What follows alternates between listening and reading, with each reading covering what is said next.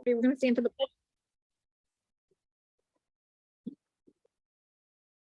I pledge allegiance to the flag of the United States of America and to the republic for which it stands, one nation, under God, indivisible, with justice for all. Well, you did an excellent job. Roll call.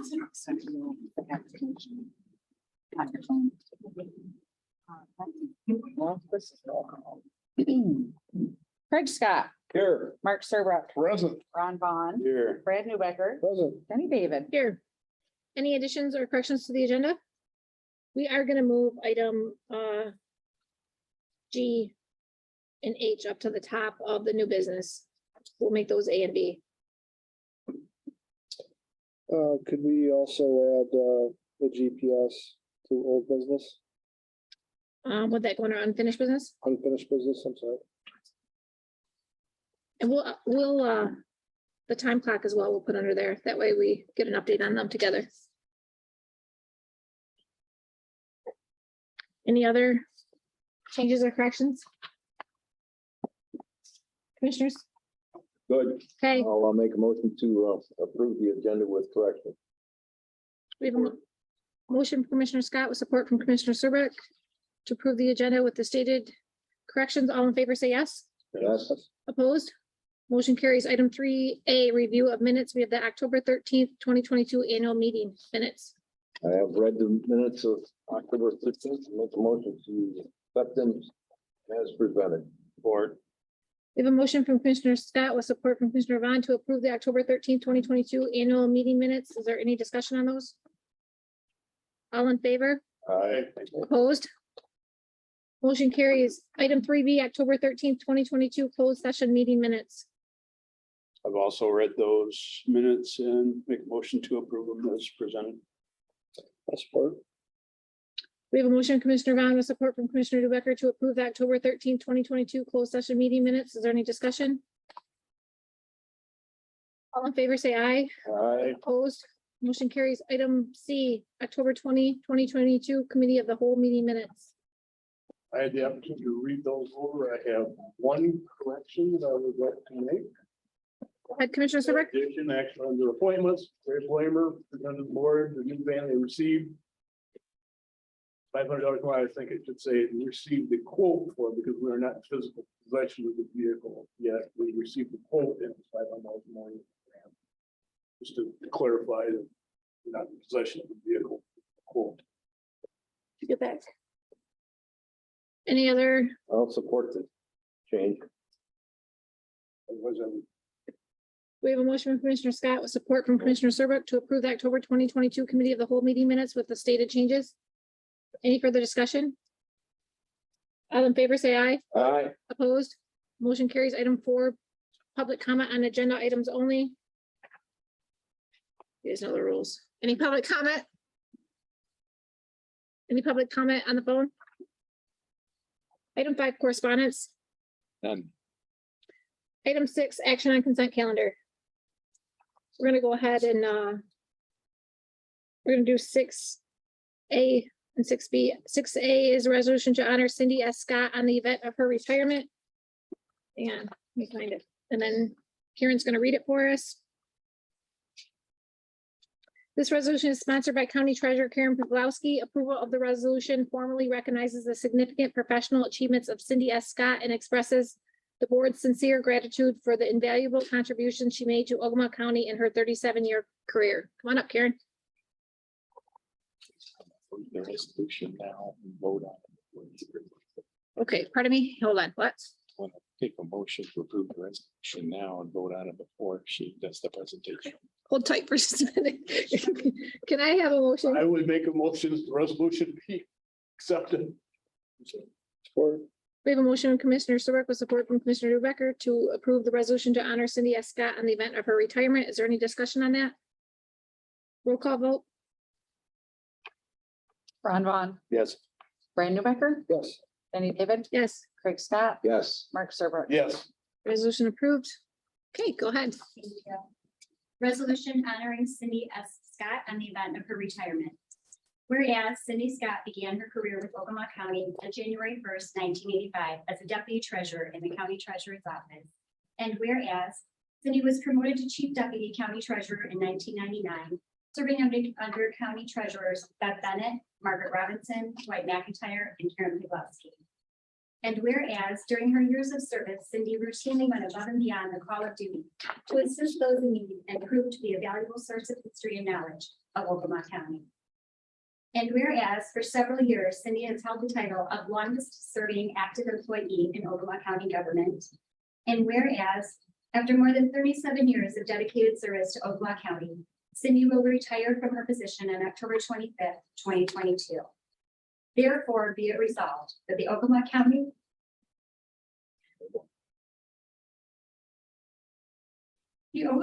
Board of Commissioners takes great pleasure in recognizing the significant professional achievements of Cindy Scott and herewith expresses its sincere gratitude for the invaluable contributions she has made to Ogemaw County.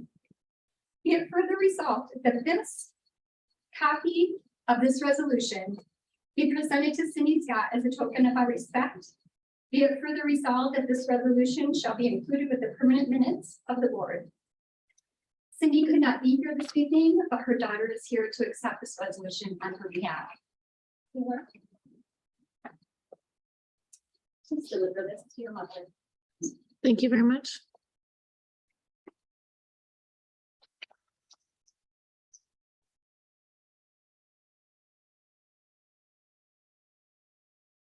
Item 7B, resolution to honor Mike Bowers as 2021 Michigan Emergency Management Association Local Emergency Management Coordinator of the Year. This resolution is sponsored by the Ogemaw County Administrator Tim Delahoney. Approval of the resolution formally acknowledges the achievements of Emergency Management Coordinator Mike Bowers and congratulates him on being named the 2022 Local Emergency Management Coordinator of the Year.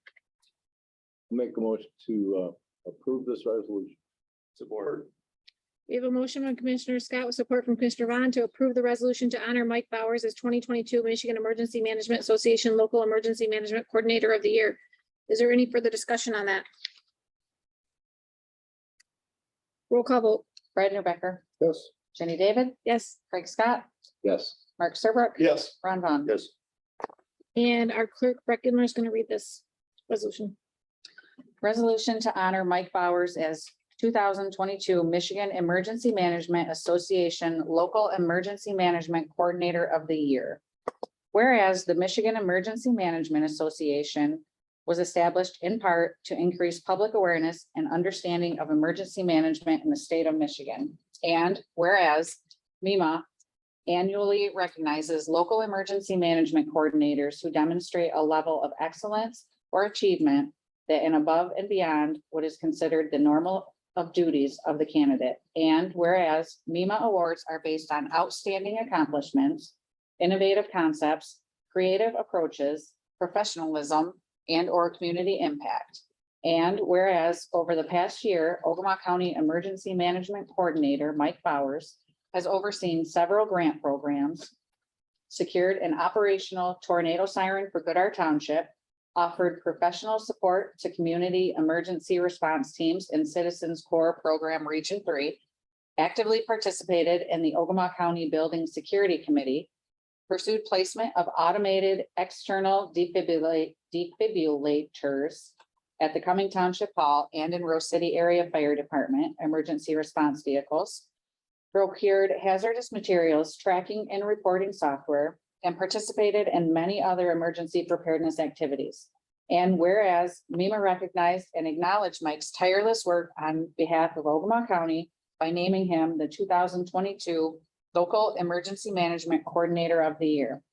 Therefore, be it resolved that the Ogemaw County Board of Commissioners proudly acknowledges the achievements of Emergency Management Coordinator Mike Bowers and congratulates him on being named the 2022 Local Emergency Management Coordinator of the Year. Be it further resolved that this resolution shall be included with the permanent minutes of the board. Thank you.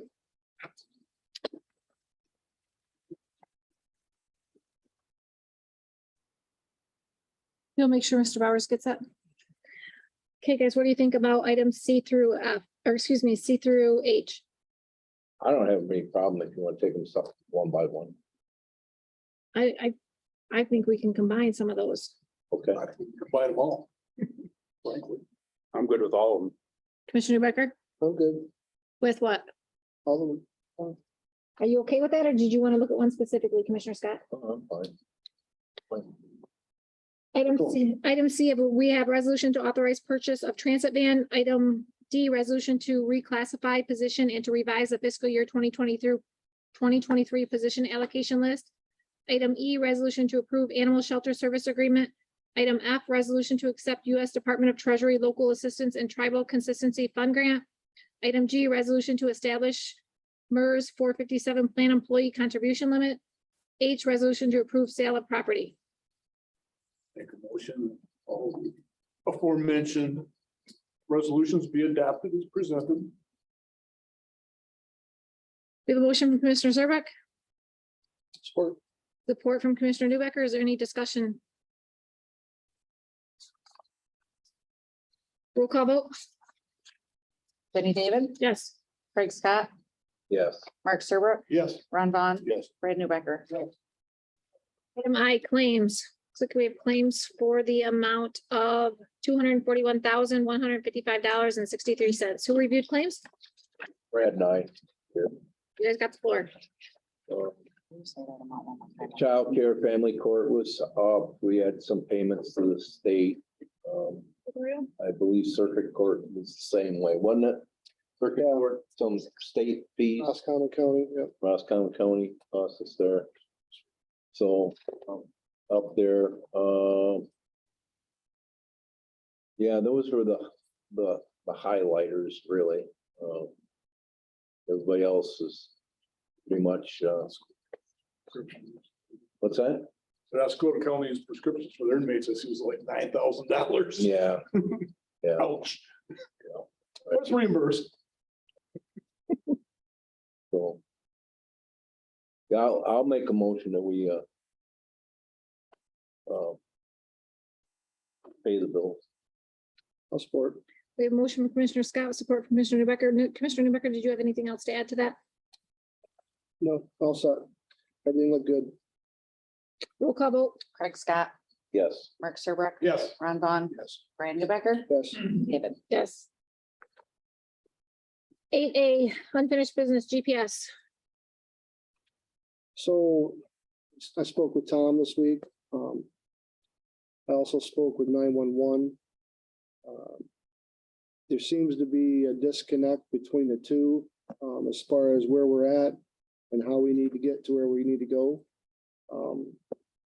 This thing has taken an extremely long period of time. And I correct me if I'm wrong, but I thought we wanted to put permanent GPS on all county vehicles, not into laptops. So that was another thing that I was confused about when I talked to Tom the other day. But he did enlighten me as to some of the things that he's having problems with. Tom, have you reached out to Tim yet to try to get some help with some of that stuff? No, I have not reached out to Tim. No, Yeah. no, I have not. I've had some positive communication just yesterday and today with Iosco County.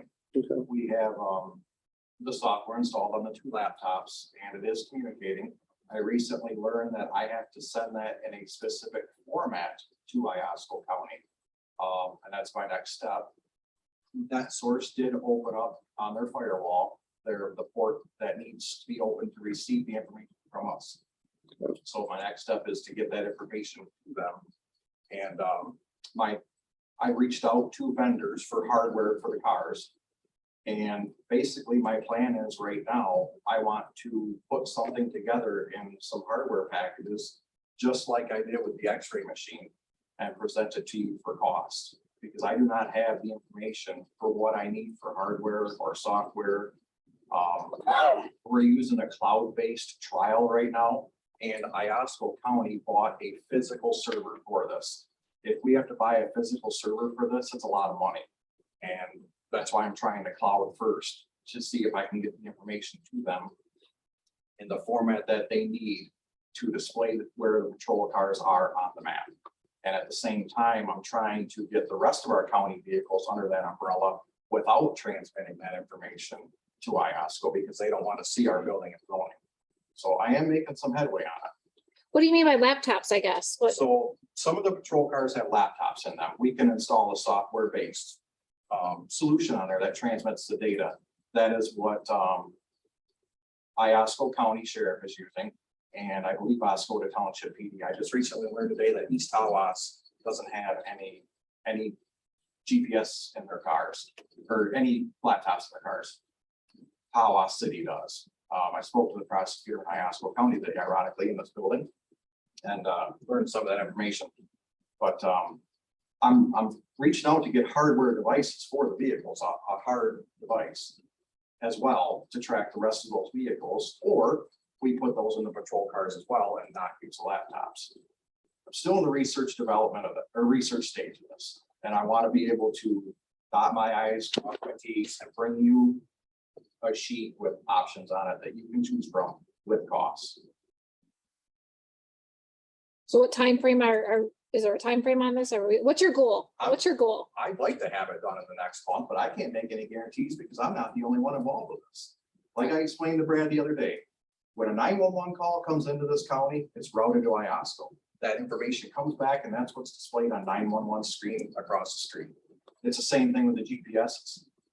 I'm working with their contract IT, who is, I'm guessing, billing Iosco County for this, because we haven't paid anything here, but they're helping get us set up. But there's been some lack of communication between us. I've had some unanswered emails and I sent those all. Yep, we got them. So you can see, I mean, I tried to reach out and I'm now getting better replies. I'll say that. And I think the reason this is being brought up, it has been talked about for a while, but we also recently had a insurance committee meeting. And that was part of the discussion as well. Will this save us money? And it sounded like it definitely will, along with safety. So I think that's why it's being talked about even more. So it sounds like we're headed in the right direction. We are headed in the right direction. And Brad asked about pushback and whatnot, and I told him I've had no pushback. I haven't had any pushback from the sheriff's office. I haven't had any pushback from transit. I haven't had any pushback from building and zoning. Nobody is against this. It is just a technical project that is taking time. Well, I wouldn't say it's a technical problem because obviously they're already doing it. Not the same way we But- are. Yeah, but They are. I guess I was, up until you told me just a couple days ago, I was not under the impression that this was all information routing through IOSCO and then to our 911. So that concerns me, why we can't access a 911 program that our voters voted to have. You'll have to ask the dispatch authority board for that. So it seems pretty silly that another county and the state police can use that system, but we can't. We're not unable to use it, but it's in the works. Nobody has told us no. I agree with what you said on the phone. It was nice of them to include us in. Yeah. I mean, wholeheartedly, that is the truth. I was under the assumption that Iosco County was going to equip their cars after the new GPS or after the new dispatch system.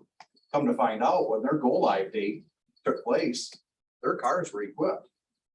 And I find this out after the go live date. So here I am on a 2-year project or a year and a half at least that dispatch worked on, and I'm 2 months into this now.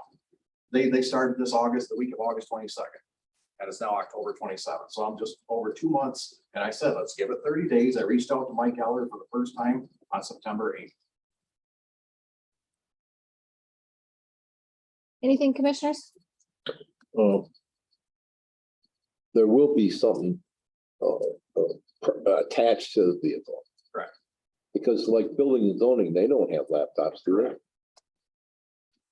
they? And the probates van that were Yep, they're- just approved, It's an OBD2 device, it's called, that onboard diagnostic port in your car. We can use those. okay. As long as Commissioner, it's something that's permanent to the vehicle, cannot be manipulated or taken out of the vehicle. I think that's the direction we would want to go. Do you agree, Ron? Commissioner Vaughn? Yeah, I mean, I know Tom's working on it and things take time. I've dealt with Iosco County myself on some issues and whatnot.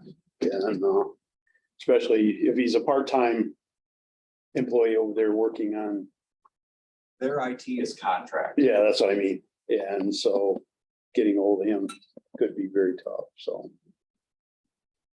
Seems like if we got the hardware, they already have the knowledge and the capability of entering those vehicles in, or those GPS antennas in. Seems like it wouldn't take very long to get this done. I would agree. We just need to know how much you need, and we've already approved or a top line amount of money in our plan that we made. I don't know if you've approved any funding yet, but it's definitely been a priority. There's no question. Well, it was one of the top 3 ARPA, and we had set money for that. I don't know what that, I can't remember what that was, but I don't have that information here. I don't know if the GPS thing had any dollar amount to it on the list. I know it was on the list. But the one thing I think Tim, you said it was, we do have to be careful about getting into something that has recurring costs, the ARPA funds. We gotta pay for this in the future. And I understand it's a project, we gotta get it done, but at the same time, I need to get the information to you prior, so you know what those recurring costs are and what the initial cost is gonna be. And I don't have that right now. Well, I appreciate the communication that you did send to us yesterday, the emails. That way we all know that you're definitely working on it. I think there's going to be a cost savings here, along with safety and liability. So if you can just keep us up to date on the progress that you make, I think we would appreciate that. Anything else? no, that's fine. I'm good. Are you sure? Yeah, I'm good. Time clock. Was it the last meeting or the meeting before the time clock was brought up? The undersheriff talked to us a bit. You were gonna go meet with them, I believe you had said, or have some communication, and I haven't heard anything back. So is there any update? Is there anywhere, what are we doing? Actually, we had a conversation on the Friday after, and I thought I understood you to say you didn't want me going over there Oh, no, about that. no. Has there been any further communication on it? Has there been any changes? No, not from me. Is there any update on your guys' end? Nothing, no change? Okay. Anything to add, commissioners? That's this time. Nothing? We did get some information from Mary that I asked her to obtain and sent to us. I guess we're gonna have to talk more, because I don't recall that. Item 9, administrators report. Few things. We had a successful flu shot clinic about a week ago Monday. Successful except for those who maybe reacted to the vaccination on the next day, but otherwise everybody was recovered. So had about a dozen employees come through. It was a decent turnout. Tuesday this week, we had a virtual meeting with a cybersecurity consultant, and this was done at the suggestion of our insurance carrier. I won't dive into all the technical things we discussed there, but there was one comment that was made from the consultant at the conclusion of our meeting. It was that it appears that we're doing all the right things. I had myself on the call along with Mary and Tom was able to give the technical answers to the questions about what we are doing. And they were reasonably impressed. They were quite happy with what we have in place now. They will be, and actually have followed up with an email with some suggested other ideas. Of course, those will all come with dollar signs attached to them, so we'll explore them. And if there's something that looks like we can capitalize on, we'll bring that to the board. And then finally, on the 14th, it's almost 2 weeks ago now, we had a pretty successful, I think, orientation meeting with new commissioners. Almost all the departments participated in that, which was great. Everyone, commissioners in attendance, got a 3-ring binder with all of our policies in it, board rules of procedure, and the manual from put out by MSU on the guide to local county government. So it's a good reference tool for the commissioners to have. we kept hearing about how this has never been done before. Well, that's just what I'm used to when we get a bunch of new commissioners in like this to get everybody up to speed. So that when January 1 rolls around, everybody knows what to expect and we're off and running. So I thought it was well done. We will get the information out for the extension new commissioner training, which will happen at the end of November and the first part of December. I encourage all commissioners actually to attend that, whether you're new or not. It's always a good program to give an overview. And of course, our people will go armed with Ogemaw County material. So I expect there'll be some questions and probably a little bit more in depth than what we would have seen otherwise. So that's it. Elected officials and department head reports. Clerk? Brett Gildner, Ogemaw County Clerk. Sure by now, everybody's heard or seen my press release, the newspaper article today. There was an issue with the ballots. They're reprinted and they are being issued to the community as we speak. Testing is going on actually as we speak, and that is successful. So everything is good moving forward with the election. Just for you guys, when you go to your meetings before the election, if you have any citizens that reach out to you, anything election related, just give them my phone number and have them call me directly. There's a lot of false information going around out there, so I would rather people call and talk to me directly so I can give them the facts and just reassure people that there's nothing illegal going on. All of the direction that I've been given has been from the Bureau of Elections, and we are following the law in everything that we do.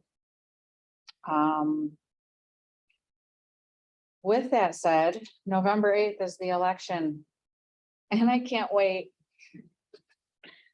Other than that, I have nothing. I just would like to say thank you for the communication that you provided us commissioners. That was very much appreciated. It was last weekend was a long weekend. And my phone was very busy. And I just wanted to keep everybody up to date. And I've been giving updates to the local clerks daily. So if there is anything further going on with it, I'll keep you guys in the loop. Did you guys all get the communication from Breck over the weekend? Yes. Yes. I don't think I did. Jen, Mm, I can give it to you. Do you know what's going on? Yeah, I do know, but. Okay. I didn't. Thank you. Mhm. Clerk? So, Oh, geez. Treasurer, I'm sorry. I don't have a local report for you, but I did put the monthly financial report on your item for your view with the highlighted dated cash Thank you. Thank you. Is that it? tonight. Sure, come on up. Nothing? I don't have that. MSU? Whole section of myself, and now nobody compete with. Good evening, Julie Darton, MSU Extension District 4 Director. I was working on our November newsletter report to partners, and it caused me to have to read a bunch of things that MSU creates that I had never read before. So I thought I would just spotlight that briefly. We have a whole set of resources on preventing the spread or minimizing the spread of chronic wasting disease. And as we're approaching firearm deer season and we're in the midst of bow hunting season for deer, just want to highlight that and let you all know that not only are there guidelines for the safe handling of deer that are harvested this season, there are also a set of resources that you'll get in the newsletter about how to, handle that food safely and make sure that you're keeping your family safe. And then in addition, just spotlighting that food safety is a major component of what we do at Extension. Michigan State has a very extensive food science staff, faculty and research going on to maintain food safety. and hope that everyone, when they're planning their holiday meals, is doing so with those guidelines in mind. And we have not only a hotline, we have frequent question and answer periods, and we have a number of resources for any consumer on how to maintain food safety, even offering food safety training for people who might be doing big meals with volunteers for Thanksgiving. It's important that those volunteers, if they're not used to being food handlers, that they know what the rules are and they understand about, the guidelines. And that the people supervising them also know to remind them about, things we all want our food servers to do, like keep their hair in check and wash their hands. So with that, I'll just let you know that that's a little preview of what is to come. We had some ballot initiative information sessions to serve the public in anticipation of the November election with the sorry, now I'm blanking on the name of the organization that provides nonpartisan research and information for voters about those statewide ballot initiatives. But all three propositions that are before voters on a statewide basis were detailed and explained, and there was time allotted for questions. So just another service that we do. Happy to answer any questions if anyone has any, and just want to, I may not see some of you before the election and want to just wish you the best of luck as you move forward. Thank you. I did get the email or the letter from related to Phil wrote for the livestock, or not the livestock, the feeder. So yeah, that was very nice. Yeah, we're really excited that we can support that. And I know that Colleen spent a lot of time Wednesday morning helping prepare the, or no, it was Tuesday morning, preparing the sale brochure, which, basically turning around a 20-page document in 2 hours or so for 200 people. So we got that. She got that. She really did it. But, yeah. I appreciate the Thanks for email. recognizing. Yeah, absolutely. Thank you. Okay. Tom, do you have any updates? No, I'm all set. Any other elected officials or department heads? Anybody on the phone? Matters from the floor? Motions for adoption? Committee reports. Commissioner Serbrook.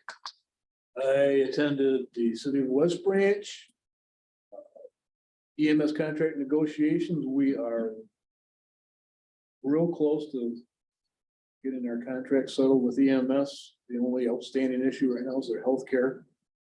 Whether they're going to stick with their Teamsters plan or go with the Mesa plan. So we're meeting next Wednesday, 2nd, 10 o'clock in the morning. So hopefully we can get all that ironed out and have a tentative contract with them. Attended Clacking Township. District Health number 2, the big issue with District Health 2, which was a very lengthy discussion, it was over healthcare as well in their contract. They were looking at a Mesa plan or their current vendor, which offers a Blue Cross plan, and the board voted to go with the current Blue Cross plan. There's some miscommunication, sounds out with Mesa, and we said it was in the best interest for them to stick with what they've got right now. And I also attended my first orientation with Sable Valley Community Mental Health yesterday for an hour and a half. There's going to be probably 2 more orientation sessions after that, so it's pretty in-depth, and I'm very happy to be part of that board. Looking forward to serving. So that's it. You have to do an orientation prior to? They're doing what it is they're explaining their organizational, what we went over yesterday was their organizational chart and what all the services. They've got 200 plus employees. They've got over 40 vehicles that they operate. I mean, that's a huge organization. So it's very, very in-depth and entailed. So. Commissioner Scott? Since the last meeting, I attended Ogemaw Township meeting. There was some public comment on the speeds, since the increased traffic, that we're experiencing out there, probably due to the Meyer store. some, couple of the residents was talking about the speed and wondering if the state would lower the speed limit some. There was a request to rezone a piece of property on M30. And there was talk about crack sealing on the road projects before the end of the year. And then the airport meeting.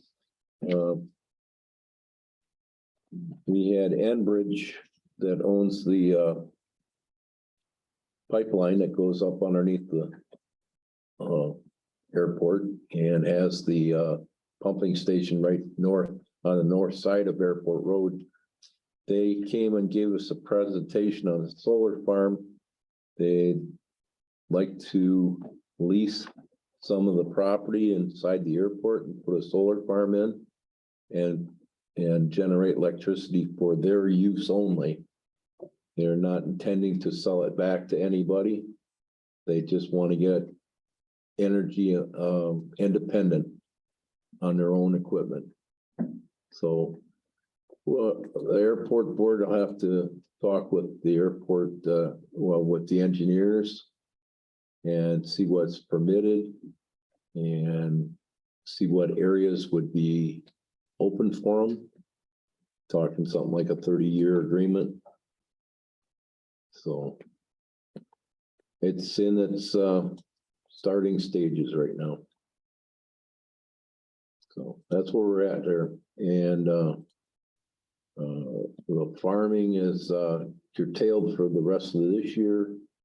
I think Becky, remember, did we say we had 30 acres done? I thought it was 52. 50, Yeah. 52? I think it One was meeting that I 50. set up for you, I think Yeah. that was set. If Okay, I'm not I think mistaken. we're close by 50, yeah. Mhm. So that's what I got. Commissioner Wicker? I had law enforcement committee and also went to the West Branch Township DDA meeting. Had correspondence with them, but we didn't have enough board members to have an actual legal meeting for them. So that was all I had. Commissioner Vaughn? Attended the district health meeting in Mayo along with Commissioner Serbrook. Like you said, healthcare was the big item on the agenda up there. I also had a phone call. I talked to Mike, the emergency manager, and he informed me, and I had got a hold of Cummings Township. One of the things that one of the grants was that he had written was for a new AED for the township hall. And we will be presenting that to them after the election. I talked to the supervisor there, Mr. Quackenbush, and he said he preferred until after the election, and then we could go in, and it's like a 20-minute training for supervisor and treasurer and all that. So they'll have that to look forward to. That's all I've got. I think all I had since the last meeting was EDC meeting. Basically, they were planning for that economic outlet breakfast that we attended. Tim was there as well. There was a speaker talking about rural health, needs of rural health program, some grant funding, and what the needs are for the rural health communities in Michigan. That was pretty much it for me. Thinking, Michigan Career Quest, Michigan Works is putting on this upcoming Friday at Saginaw Valley for high school students. So that's a pretty big event for Michigan Works.